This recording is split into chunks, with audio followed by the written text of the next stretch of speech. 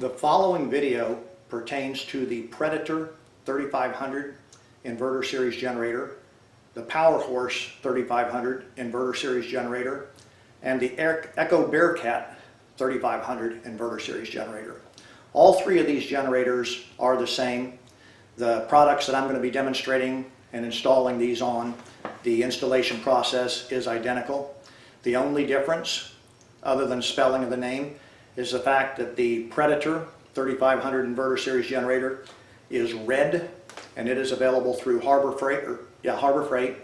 The Powerhorse 3500 inverter series generator is blue in color and it's available through Northern Tool and Equipment. And the Echo Bearcat 3500 inverter series generator is available, I guess, from Echo Bearcat dealers, and it is going to be bright orange, or the Echo Orange.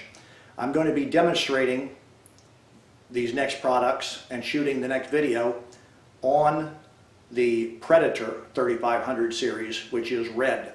But as I stated earlier, the procedure for the install and the operation is identical for all three generators. This is the installation instruction video for the Pinellas Power Products wireless remote shutoff for the Predator 3500 generator. This remote shutoff will work on the electric start version and on the recoil only start version. The kit comes with a quick written synopsis that tells you you've bought the greatest thing since sliced bread, a flash drive with a copy of this video on it, as well as a shameless advertising plug for myself. It'll have the transmitter for the remote shutoff, a battery package, which is a 12-volt battery system. The battery has an on-off switch, so the on-off switch for your radio module will be this switch right here. When you turn it turns on the LEDs. You notice that 4 of the 5 are lit right now, which indicates that you've got an 80% charge. The kit will also include the battery charger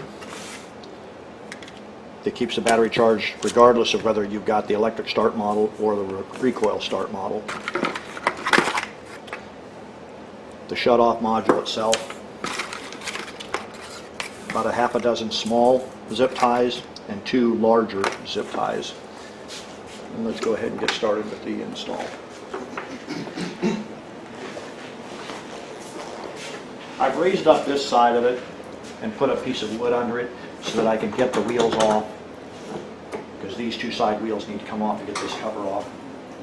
First step is going to be to remove the 2 small rubber plugs.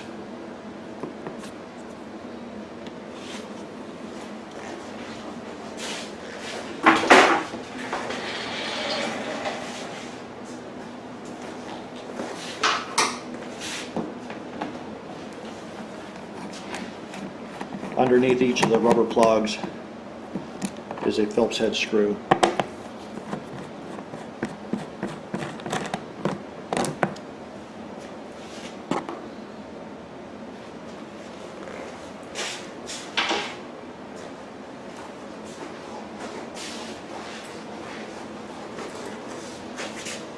In order to take the wheels off, just take a small pick or screwdriver,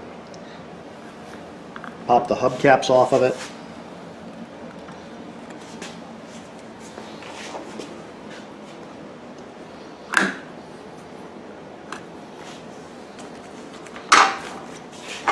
on the rear wheel there will be a small cotter pin,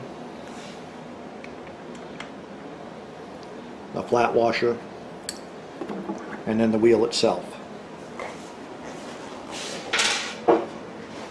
On the front wheel will be the same cotter pin, flat washer, and wheel, but there's also a lock ring, and that's for the brakes.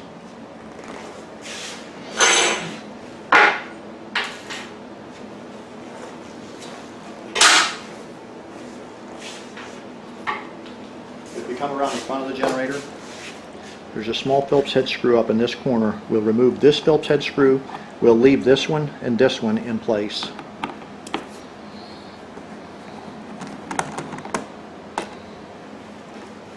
And this screw is the same as the other two.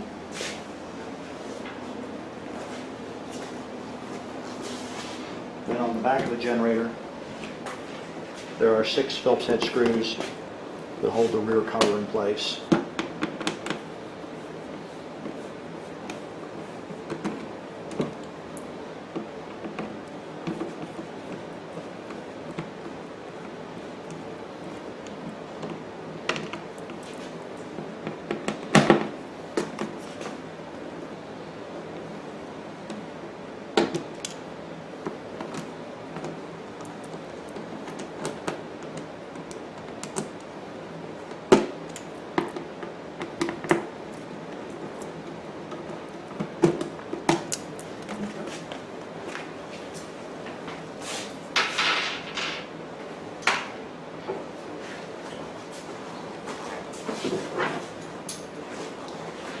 At the bottom of this housing, there are 3 6mm bolts.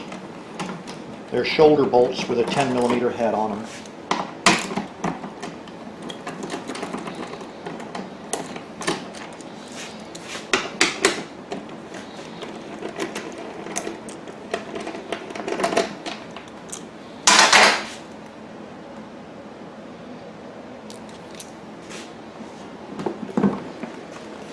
Pull out on the recoil rope about 4 inches. This particular generator has my remote fuel kit installed also. So for this side cover, we're just going to pull it out a couple of inches and rotate it where it hangs down out of the way. And it's being held by the recoil rope and the fuel hose. On the front of the generator, there's a door that covers the battery area. This particular generator, the gentleman who owns it has installed a battery maintainer, and this is simply the plug wire to the battery so that he can plug his battery maintainer in, keep it charged. On this side of the generator, this panel is held on by just 2 screws, and then the rest of it is held on with snaps.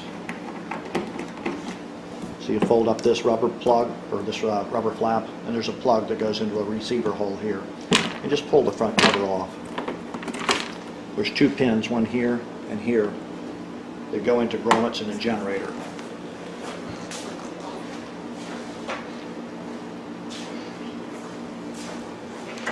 Okay. The first thing I'm going to do is to install the battery.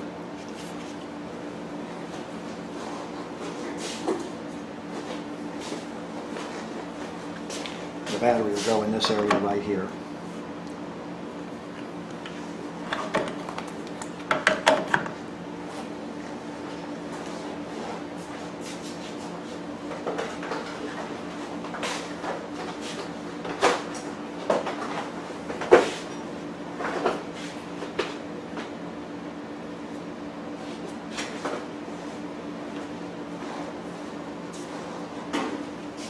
The kit is going to come with 2 pieces of Velcro.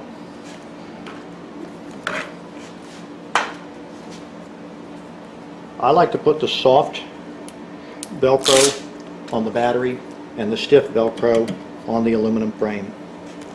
So what I'm going to do is right below the row of LED lights is where I'll start the Velcro,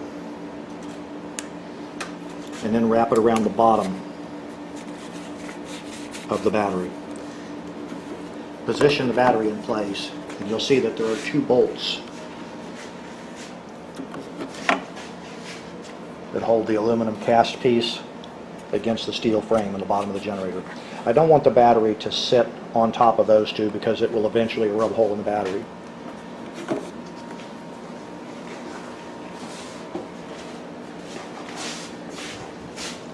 So what we're going to do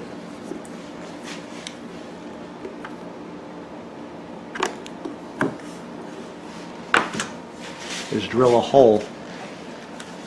So I've positioned the battery in place, and I've made a mark with a Sharpie marker at the height I want the hole to be. We're going to move the hole in just a little bit because I want tension on the battery. So it's going to end up about 1 1/4 inch up from the bottom screw, or the bottom bolt there, and about 3/8 of an inch in. And we're going to drill a 3/16 hole through the housing or through the casting.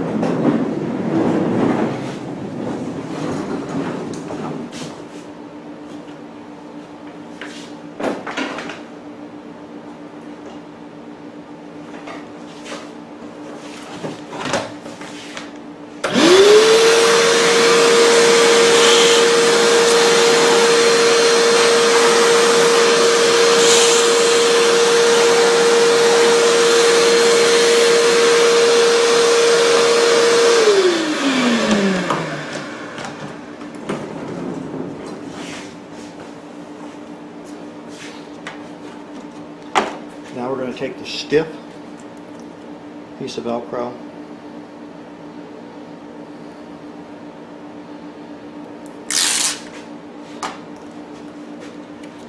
we're going to put it against the cast aluminum piece, and I'm going to fold about 3/8 of an inch over, same as what is covered or covering the bottom of the battery.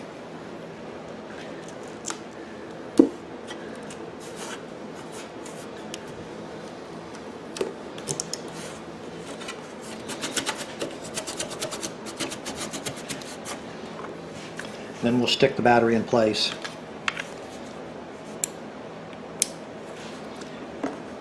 And again, we want to stick it to the Velcro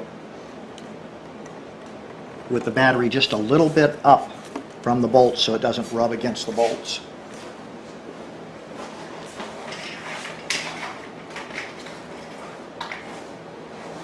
Once you get the battery in place, take one of the long zip ties included in the kit and feed it through that 3/16 inch hole that you drilled earlier.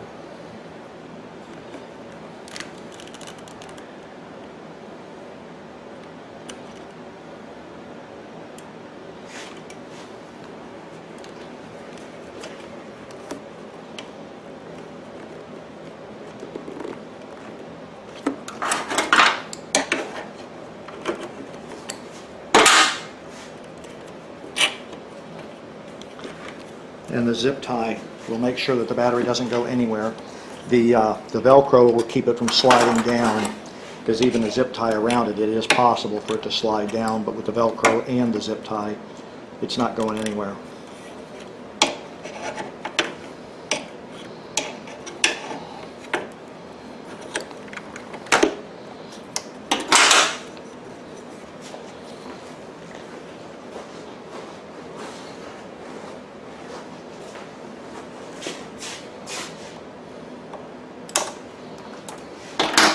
So now the battery is firmly in place.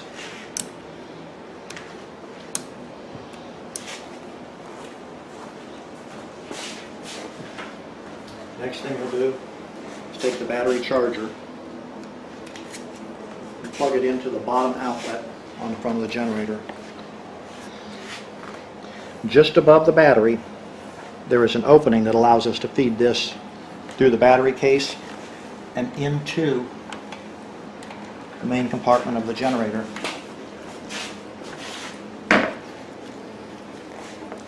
I'm using 2 batteries on this one. Excuse me. I'm using my own separate battery and then leaving the stock battery in place, so that if you accidentally leave your radio turned on, it will not kill the starting battery. And also, if you've got the recoil only model of this generator, you don't have a stock battery, and the radio module needs a battery to work. Now what I'm going to do is I'm going to zip tie the wire from the battery charger to the main harness, just to keep it nice and tidy and to keep it from accidentally touching the recoil rope. So we want to make sure that there's enough slack in the wiring harness in the front of the generator so that the wire is not stretched real tight like a harp string.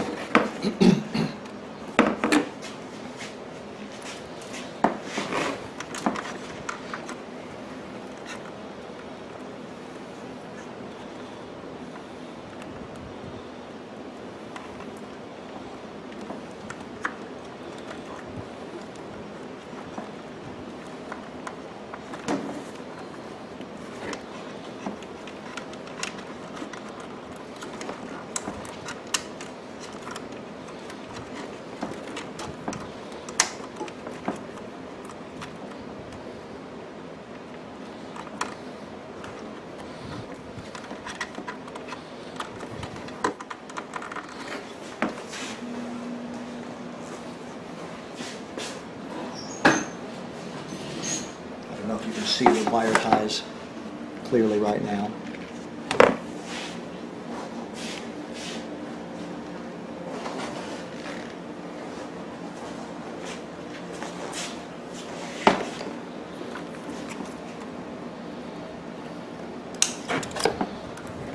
Now we're just going in and cutting the ends of the wire ties off.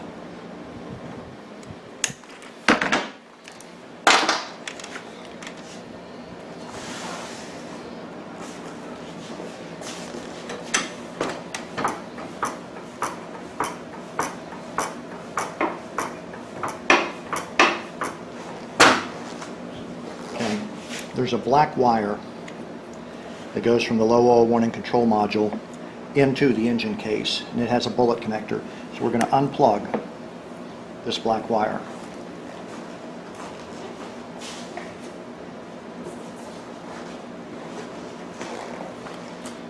Take the shutdown module. There's a yellow wire with 2 bullet connectors. Plug the main bullet connector from the black wire into the female bullet connector on the yellow wire. And then the main bullet, or the male bullet connector on the yellow wire, plugs into the original stock black wire. So now what you've done is you've teed this yellow wire into the stock black wire. There's a brown wire with a ring terminal. Remove this screw from the start solenoid bracket.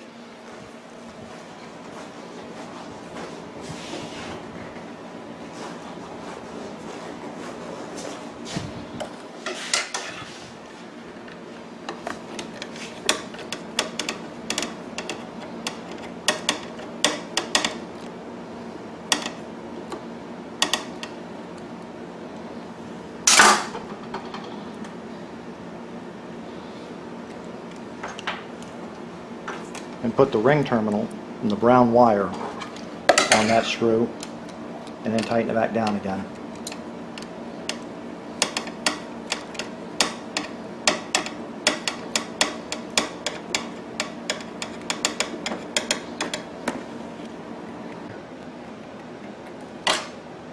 Okay, if you're doing the electric start version, this is where you'll attach the brown wire at. If you're doing the non-electric start version, it will not have a starter motor or a start solenoid. You'll have to cut the small ring terminal off of the brown wire and attach the 6mm ring terminal to the brown wire. You'll just strip the insulation back and crimp this on. Then you can go to this bolt to put your ground on. And that would be for the recoil only version. As I stated, that ring terminal will be included in the kit.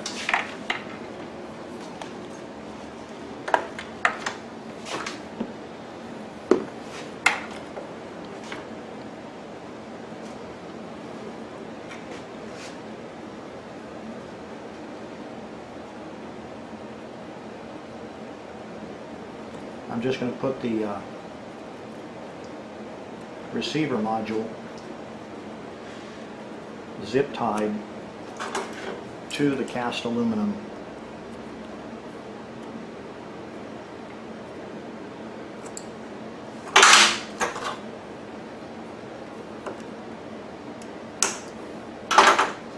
And you've got plenty of tie wraps or zip ties to do that with.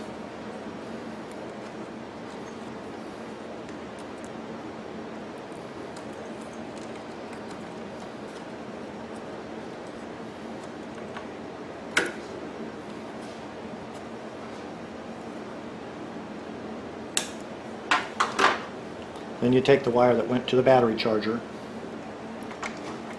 you plug it into this fitting from the radio module. Take the other plug from the radio module and you'll plug that in to the top of the battery.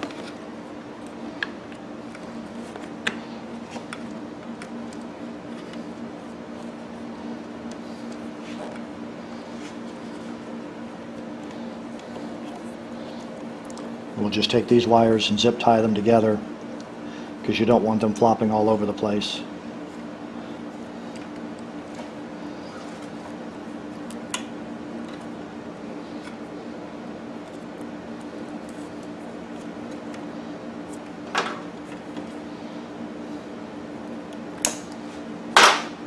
Okay, now you'll notice that you can reach the battery to turn it on and off right over the top of this cast aluminum piece.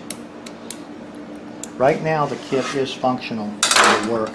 However, if you take the cover and slide it back into place,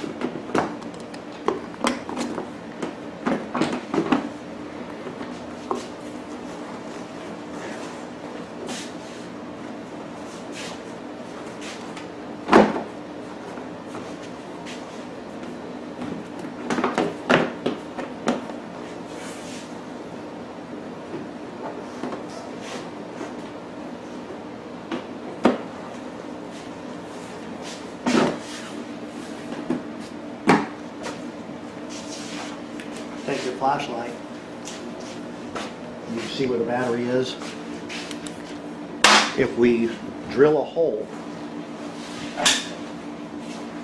through the outer cover, it's going to be 5 3/8 of an inch up from the bottom seam and over 2 inches from this side.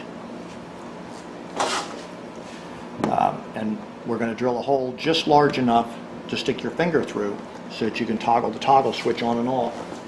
Same way I did on the 2000 watt Predator. You can slide your finger through this hole and toggle the battery on and off. Now, since the battery will be hidden and you won't be able to see the LEDs in the battery, there's an LED on the front of the battery charger. You'll notice with the battery on, the LED is on. But when we shut the battery off, the LED goes off. So that will be your indicator to tell you when the radio module is turned on.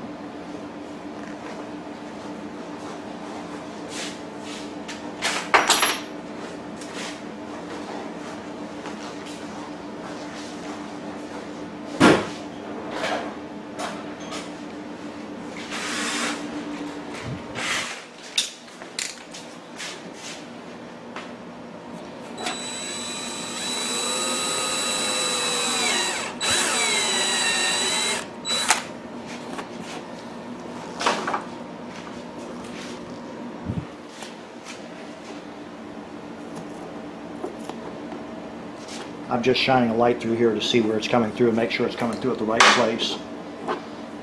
When you do drill this hole, if you drill a small pilot hole, if you don't like where you've got it drilled, because knowing that you're going to be cutting a hole about 7/8 of an inch around, so if it were in the wrong spot, you could move it down some or over or whatever. But this one's right on the bullseye.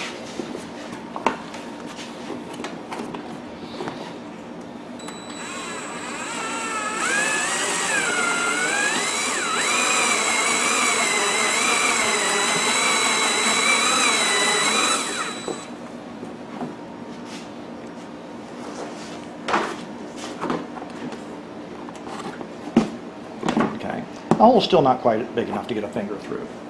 So we're going to go a little bigger.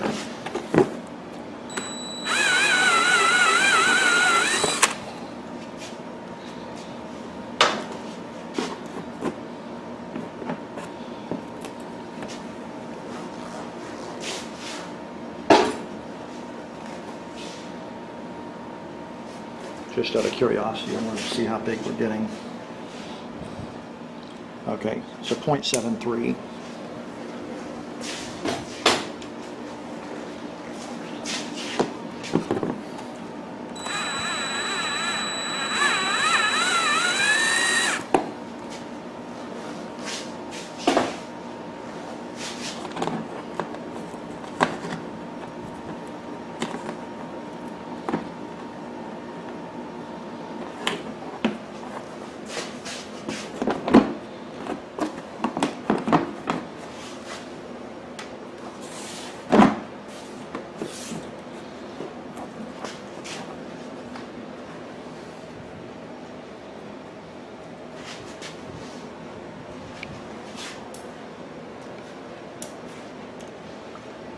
Go ahead and see at the front.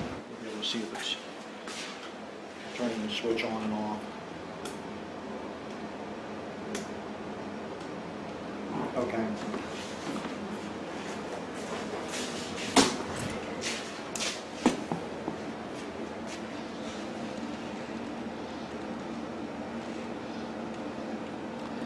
So this hole came out at 0.803. Which is just over 0.8 of an inch. You'll be poking your finger through the hole and then over behind the web, and that way you can get the battery turned on and off. Otherwise, if you leave the battery turned on, you've got about 2 weeks of standby battery before the battery dies of not running the generator. If you're going to be running the generator every day, you're not going to have a problem with it. Also, if you're running the electric start version, because of the fact that we've got 2 batteries, if you do inadvertently leave this battery on for a week, a month, or whatever, it doesn't kill the generator starter battery. It simply kills the shutoff battery. And then when you start the generator up and you run it for a couple of hours, it'll charge this battery on its own. So, truth be known, you don't have to be able to reach this switch, but I like to have it here. So now we'll go ahead and start putting the cabinet back together.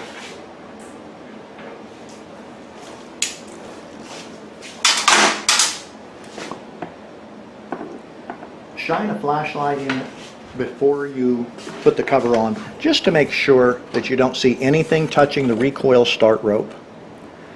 In this case, there is nothing.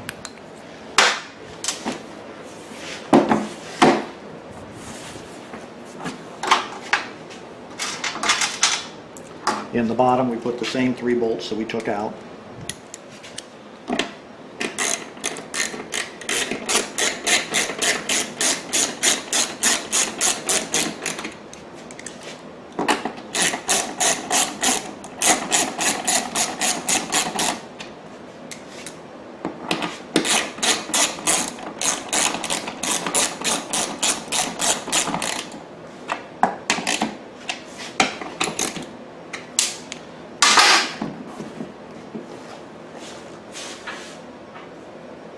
And we'll put the 2 screws into the top that were under the little rubber plugs.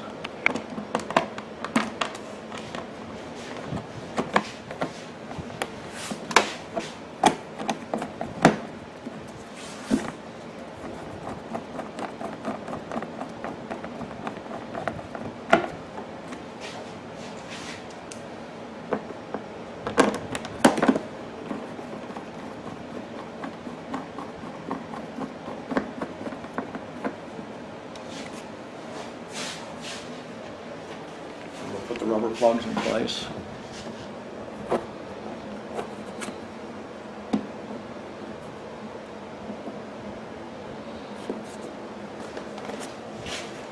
We'll come around the front. We'll put this screw in place.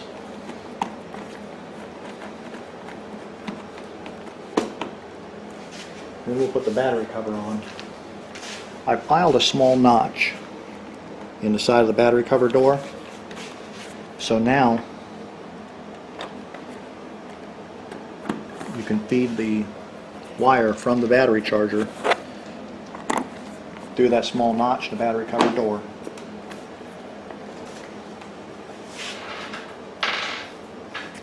Then we'll put the rear cover on.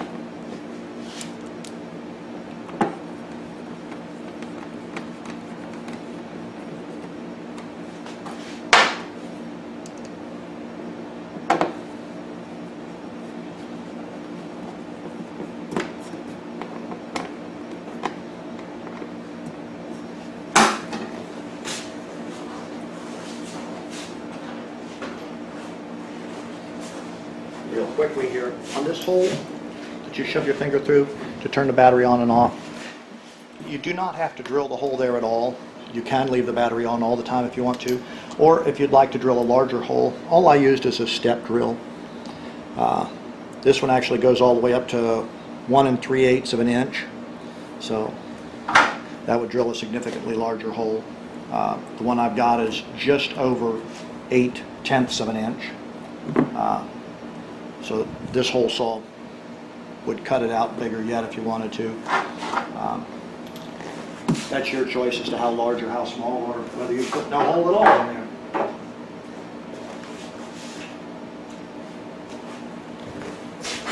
The rear wheel goes in. You'll notice that there is a hub that sticks out. Make sure that the hub faces in.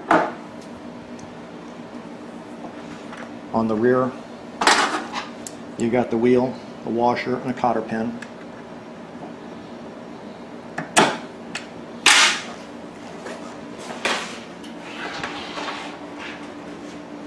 On the front, you're going to have the brake ring, then the wheel, and then the washer, and then a cotter pin.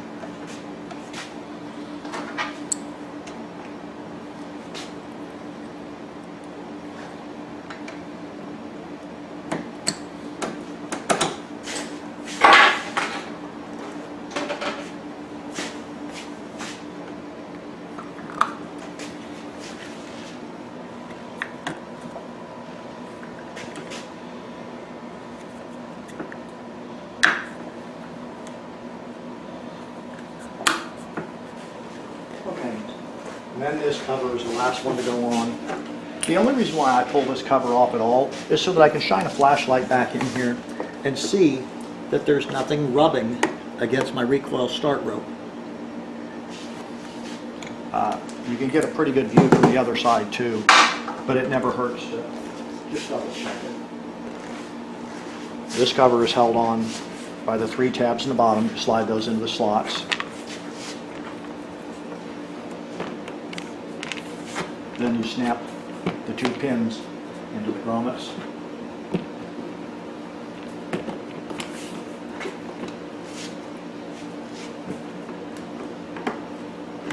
The 2 screws that hold this cover are captive screws, so they stay in the cover. Don't go looking for them.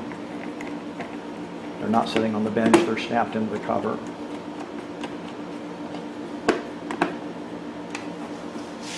And then just push that little tab in the rubber into the outer cover. That's it for the install on this. The next step will be to put it down and fire it up and run it and test it.